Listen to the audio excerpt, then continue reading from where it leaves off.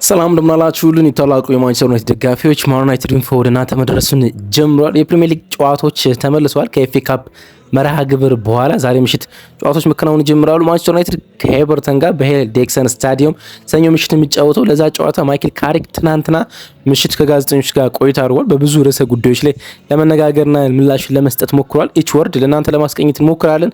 ስለምታደምጡን ቆይታችሁን ደግሞ ከኛ ጋር ስለምታደርጉ ከልብ ነው የምናመሰግነው።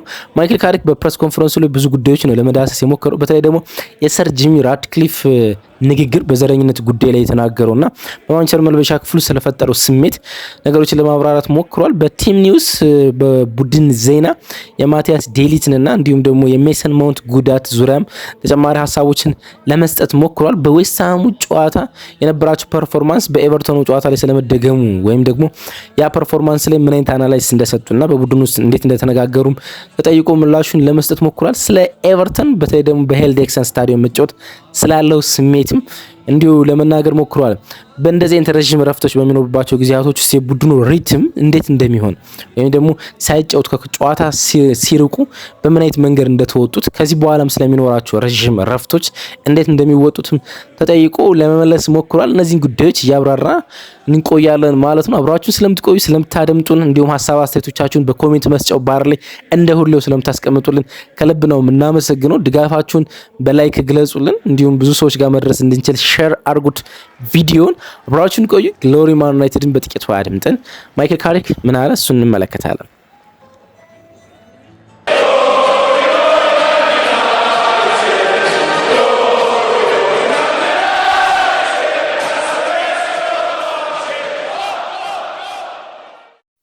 የማይክል ካሪክ ፕሬስ ኮንፈረንስ የጀመረው በሰር ጂሚ ራትክሊፍ የበዙ ጥያቄዎች ነው። እንግዲህ ባለፈው አንድ ፕሮግራም ሰርተንላችሁ ነበረ።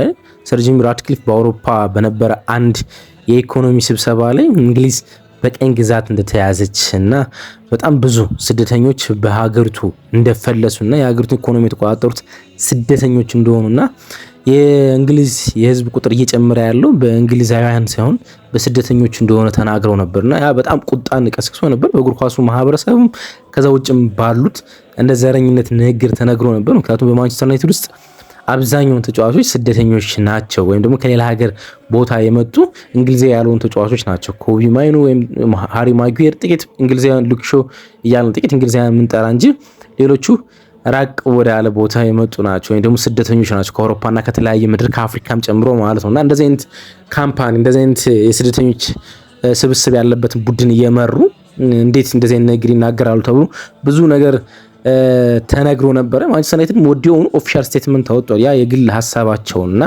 በስራ አጋጣሚ የተናገሩት እንጂ የክለቡ ሀሳብ እንዳልሆነ ለመናገር ሞክሯል። ከዛ በኋላም የማንቸስተር ዩናይትድ የበላይ አመራሮች ተጫዋቾችን ሰብስበው ንግግር እንዳደረጉም ተነግሮ ነበረ።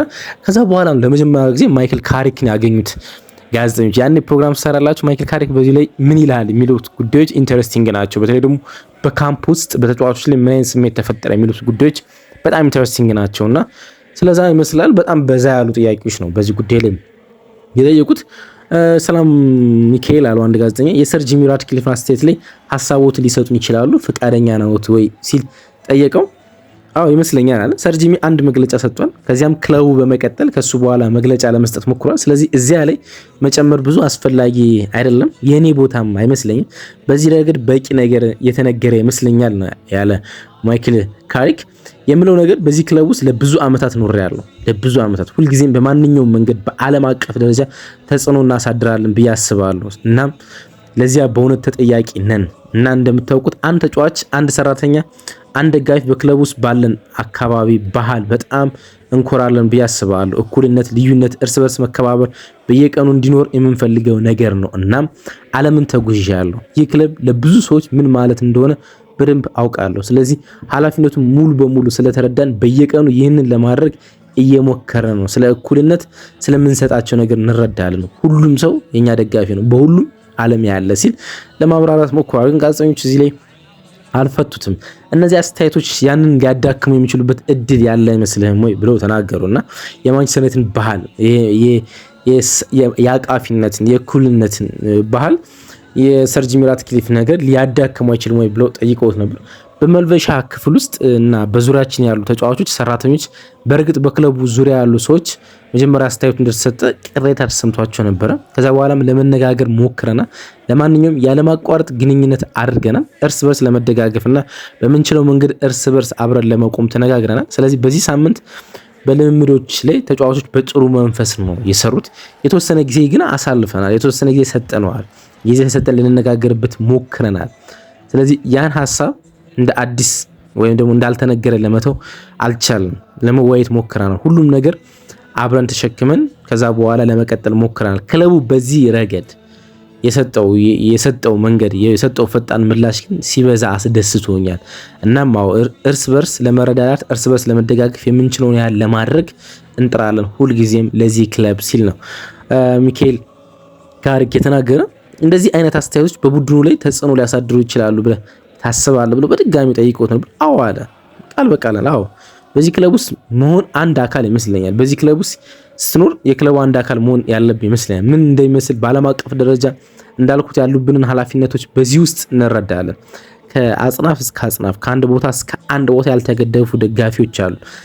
ለዚህ ረጅም ጊዜ በመቆየቴ የግል ልምዶችን ብቻ መናገር ይችላሉ እና የተለያዩ አስተዳዳሪዎች፣ የተለያዩ አሰልጣኞች፣ የተለያዩ ሰራተኞች፣ ደጋፊዎች በአብዛኛው ተመሳሳይ ሆኖ ቆይቷል። እንደ አንድ ማንቸስተር ዩናይትድ የሚለውን እንደ አንድ ቀለም ይዘው ባለፉት ዓመታት አዳዲስ ደጋፊዎችን ሰብስበናል። ነገር ግን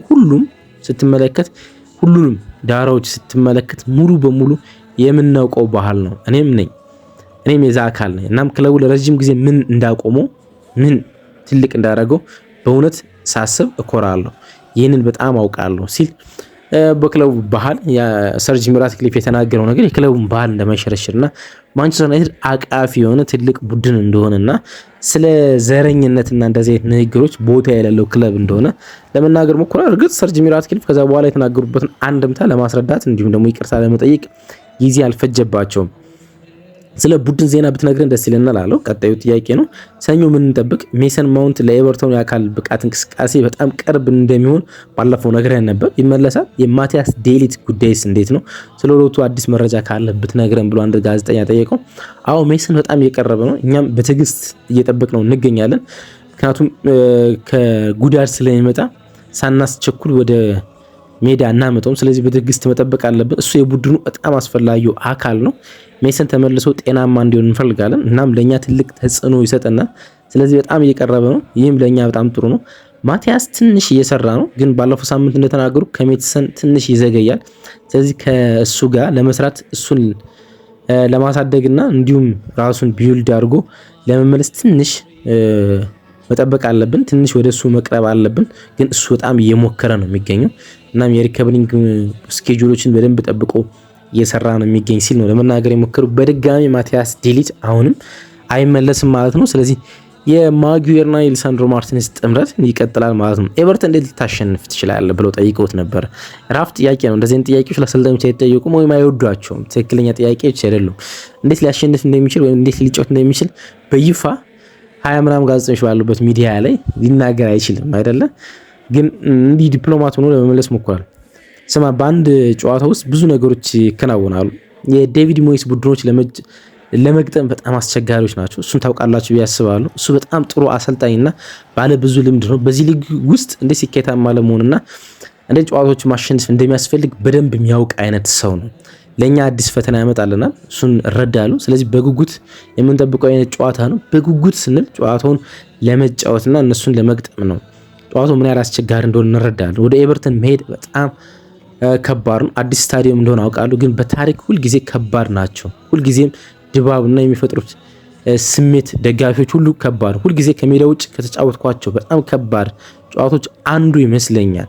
ስለዚህ ያንን እናውቃለን። ከዚያ በኋላ የምንችለውን ምርጥ መንገድ ለመጫወትና እንዲሁም ለማሸነፍ እየሞከርን እንደሆነ ታውቃላችሁ። ማሻሻል ያለብን ነገሮች እንዳሉን አስባለሁ፣ ግን ወደፊት ጥሩ መስራትና ጥሩ መሰረት ላይ አለን፣ ጥሩ መንፈስ አለን። ስለዚህ ሰኞ ምሽት ያንን ነገር ለማድረግና ጥሩ መንፈሳችን ሜዳ ላይ ለመጠበቅ እንጥራለን ሲል ነው መናገር የሞከረው ማይክል ካሪክ። ከዛ ቀጥሎ የተናገረው ነገር ወይም የጠየቁት ጥያቄ ከሰሞኑ ትንሽ ረፍት ወስዳቸዋል እና ጥቂት እንደገና ለመነጋገር ጊዜ ያሳለፋችሁ ይመስለኛል። የዌስትሃም ፐርፎርማንሳችሁን ካሳያችሁ በኋላ ጥቂት የቀረ ነገር ወይም ደግሞ ማድረግ የነበረባችሁ ነገር ካለ ብላችሁ ተነጋግራችሁ ወይም ደግሞ የተሰማ ስሜት አለ ከፐርፎርማንስ አንፃር ለዚህ ኤቨርተን ጨዋታ መለወጥ ያለባቸው ዝርዝሮች ምንድን ናቸው? ከዌስትሃም ጋር በተመሳሳይ መንገድ ነው የምትቀርቡት ወይስ የተለየ ነገር ይኖራል ብለው ጠይቀውት ነበር። ምክንያቱም ዌስትሃምና ኤቨርተን በሆነ አይነት መንገድ የጨዋታ መንገዳቸው ይመሳሰላል እና የማንቸስተር ዩናይትድ የመጀመሪያ አጋማሽ ፐርፎርማንስ ከዌስትሃም ጋር ደካማ እንደነበረ ይታወቃል። ለዛ ነው በተመሳሳይ መንገድ ነው የምትጫወቱት ወይስ የምትቀይሩት ነገር አለ ብሎ የጠየቀው። ከዚያ ጨዋታ በፊት ጨዋታዎችን በማሸነፍ ረገድ ትንሽ ሚዛናዊ መሆን እንዳለብን አስባለሁ። ጨዋታዎችን ስናሸንፍ በጣም አልተኮራራንም። እንዲሁም ደግሞ በዛ ጨዋታው የምንፈልገው ነጥብ ሳናገኝ ስንቀርም ደግሞ እንዲሁ አንረድም ወይም ደግሞ አንረበሽም። 3 ነጥቦችን ይዘን ካልሄድን ደግሞ በጣም መጥፎ እንደነበርንም አናስብም። በዚህ ሊግ ጨዋታዎችን ለማሸነፍ አስቸጋሪ እንደሆነ ግንዛቤ እንዳለኝ ይሰማኛል። ለኛ ብቻ ሳይሆን ለሁሉም እያንዳንዱ ጨዋታ ለማሸነፍ ከባድ ነው። ስለዚህ በጨዋታው ቁጥጥርና እንዴት እንደተጫወትን ብዙ ፐርፎርማንሳችን ዙሪያ ላይ በጨዋታው ላይ ተነጋግረናል ብዬ አስባለሁ። ምናልባት ትንሽ ስንከተለውና ወደ መጨረሻው አካባቢ ክፍት ሊሆን ይችላል ጨዋታችን፣ ነገር ግን አደገኛ መስለን ነበረ። ዘግይተን ጎሎች ማስቆጠር ደግሞ አውንታዊ ነገር ነው። ስለዚህ ለኛ አስፈላጊውን ነጥብ ይመስለኛል። አዎ በእርግጥ ጨዋታው ማሸነፍ ፈልገን ነበር፣ ነገር ግን ሁሉም መጥፎ እንደሆነ ወይም ትልቅ አሉታዊ ነገር እንደሆነ አላስብም። በጨዋታው ውስጥ በትክክል የምንወጣውንና ወደፊት ያሉትን ጨዋታዎች የምንፈልግበት ነገር ስንመለከት በጣም ሚዛናዊ ነን ብዬ አስባለሁ። ጨዋታው ማሸነፍ ብንፈልግም አላሸነፍም፣ ግን ደግሞ ያ በጣም መጥፎ ውጤት ነበረ ብዬም አላስብም ሲል ነው ለመናገር የሞከረው ካሪክ። ከኤቨርተን ጋር ስትጫወቱ ከዌስትሃም ጨዋታ ጀምሮ 13 ቀናት ነበራችሁ። እንደዚህ አይነት ረዥም እረፍት እንዴት አሳልፋል? ጠቃሚ ነው ወይስ የቲሙን ሪትም ሊያበላሽ ይችላል ወይ ተብሎ ተጠይቆ ነበር። በጣም የሚገርማችሁ ከኢንተርናሽናል ብሬክ ማርች ላይ ያለ ኢንተርናሽናል ብሬክ ማለት 15 ቀናት ነው አይደለ? ከኢንተርናሽናል ብሬክ በኋላ ማንቸስተር ዩናይትድ አይጫወትም። ዲዩቢሌሚ ከኢንተርናሽናል ብሬክ በኋላ 15 ቀን ካረፈ በኋላ በሚወጣው ቅዳሜ የጨዋታ ያከናወን የኤፍኤ ካፕ መርሃ ግብሮች ስለሚኖሩ ማለት ነውና ወደ 20 ቀን ሊያልፍ የሚችልበት አጋጣሚ አለ ከማርች ወር ላይና ስለዚህ ጉዳይም አያይዞ ነው መመለስ የቻለውና በኤፍኤ ካፕ የዳረን ፍሬቸር ቡድን በብራይተን የኤፍኤ ካፕ ጨዋታ መሸነፍ ብዙ ነገር እንዳሳጣን ይገባል። ብዙ ነገር ነው ያሳጣን። በተለያዩ ደግሞ ዊክ ጨዋታዎች እንዳናከናወን ማለት ነውና አዎ በአሁኑ ጊዜ ያገኘነውን እረፍት ጠቃሚ ለማድረግ እንሞክራለን። በተለያዩ መንገዶች ለማሳካት እየሞከረን ነው ብዬ አስባለሁ። አስፈላጊ ነገር ነው ብዬም አስባለሁ። ለውጥ ሲኖር እና አንድ ላይ ያሳለፍነው ወር ወይም ከዚያ በላይ ሁሉም ሰው ያንን ለመውሰድና ለመቀበል 2 ቀናቶች መኖራቸው አስፈላጊ ነው ብዬ አስባለሁ። ስለዚህ ልጆች ትንሽ ልምምድ ሰራን፣ ጥቂት ቀናት ረፍት ሰጠናቸው፣ እንደገና ወደ ልምምድ እንዲመለሱ ያደረግነው ሚዛናዊን ለማድረግ ሞክረናል። ሪትሙን ለመጠበቅ ሞክረናል። ስልተመቱን በጠበቀ መንገድ ትኩረታቸውን እንዳያጡ ለመጠበቅ ሞክረናል። ተጫዋቾች በስልጠና ላይ በጣም ጥሩ ነበሩ ብዬ አስባለሁ እና ከዚያ በኋላም ወደፊት እንደዚህ አይነት ነገሮች ያጋጥሙና በተመሳሳይ መንገድ ለመቀጠል እንሞክራለን። ጨዋታዎች የምናገኝ ከሆነ ያን ለማድረግ እንሞክራለን። በሚቀጥሉት በምናገኛቸው ረፍቶች ላይ ጨዋታዎችን ለማድረግ እንሞክራለን። ግን ኢየርንና ማኔጅ ለማድረግ ነው የምንሞክረው። በግልጽ ምርጡን ነገር ለማድረግ እንሞክራለን። ከክለቡ ጋር በትክክለኛው መንገድ ለማድረግ ነው የሞከርነው። ከዚህ በኋላም እሱን ለማድረግ እንሞክራለን ሲል ነው ለመናገር የሞከረው። ለማይክል ካሪክ ከቀረቡት ጥያቄዎችና የመጨረሻው በወዳጅነት ጨዋታ ጉዳይ ነው። በሚኖራቸው ረፍት ላይ የወዳጅነት ጨዋታዎች ምን አይነት ስሜት ይሰማቸዋል? ክለቡ ይህን ማድረግ ትክክል ነው ብሎ ያስባሉ? የወዳጅነት ጨዋታ ማድረጉን ማለት ነው ወይም ለማድረግ ማቀም ትክክል ነው ወይ ብሎ ያስባሉ ብሎ ተጠይቁ ነበር። በዚህ ነገሮች ላይ ብቻ የተመሰረተ ነው፣ በብዙ ነገሮች ላይ የተመሰረተ ነው ብዬ አስባለሁ። የወዳጅነት ጨዋታዎች ታዘጋጅ ከፋይናንስ ከምን አንጻር ነው ለመመልከት የሞከረው ካሪክ። ከዛ ጋር ይሄ ጥሩ ነው ወይም መጥፎ ነው ብዬ ጥቁር ወይም ነጭ ነው ብዬ አልመልስላችሁም። በእርግጥ እንደምናደርገው አስባለሁ። የወዳጅነት ጨዋታው የት እንደሚከናወን ምን እንደሚመስል በምን አይነት ሰዓት እንደሆነ ከጨዋታው ምን እንደምንጠብቅ እርግጠኛ ነኝ። አሁን የምነግራችሁ ነገር አልኖርም። ስለዚህ ቀጥተኛ አይደለሁም፣ ግን የሆነ ነገር ነው መመልከት ካለብን ለተጫዋቾች በጣም ጥሩ ነው ብዬ አስባለሁ። እናም ያን ጨዋታ በኢንተርናሽናል ብሬክ በኋላ ያለውን ጨዋታ ለማድረግ እንሞክራለን። ግን ምን ሊፈጠር እንደሚችል ወደፊት ነው የምንመለከተው ሲል ነው ካሪክ ለመናገር የሞከረው። ከሰኞ ምሽቱ የፕሪሚየር ሊግ የኤቨርተን ጨዋታ በፊት ማይክል ካሪክ ከጋዜጠኞች ጋር በነበረው ቆይታ ላይ እነዚህ ነገሮች ለመዳሰስ ሞክሯል።